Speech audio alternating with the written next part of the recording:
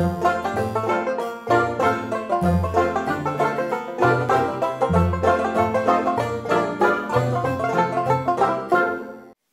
Disney friends, it's Amber with MickeyTravels. Today's video I'm going a little bit in an opposite direction when it comes to some of the things that I've talked about on my channel before.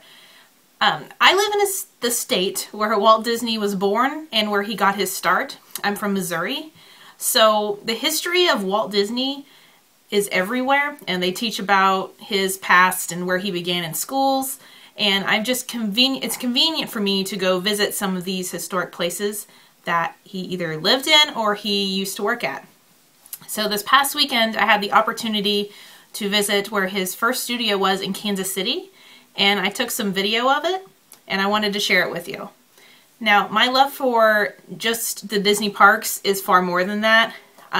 I adore everything that Walt did for individuals and for helping people reach out and, you know, go for their dreams. So I do have a rich love for just the company and the person. It's not just I like to go to Disney every year and teach you guys about that. There's a pure love for this company.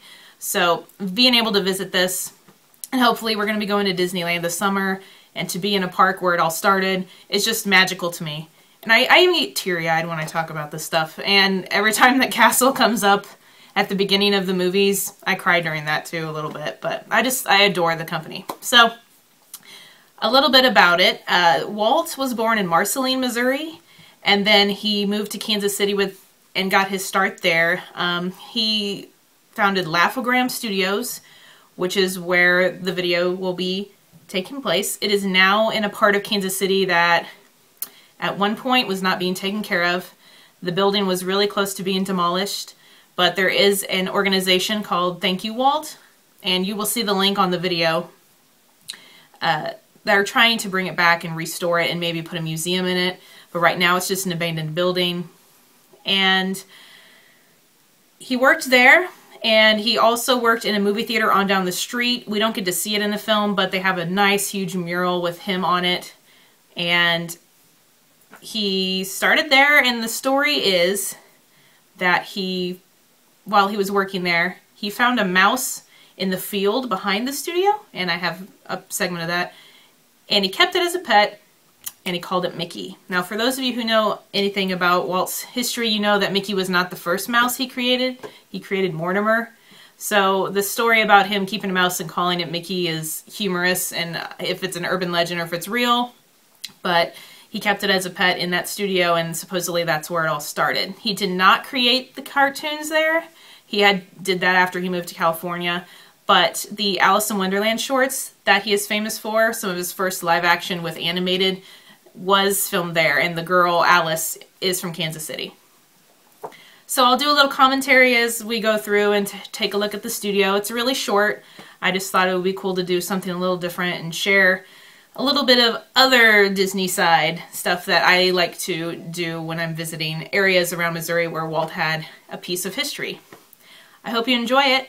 Thank you for watching my channel. Please subscribe if you're not. And again, as always, if you have any questions pertaining to your Disney vacations, I would be more than happy to help. And you can contact me via email or my Facebook page, which is all found below in this magical place I keep pointing to. That's not really here, but you know what I'm talking about.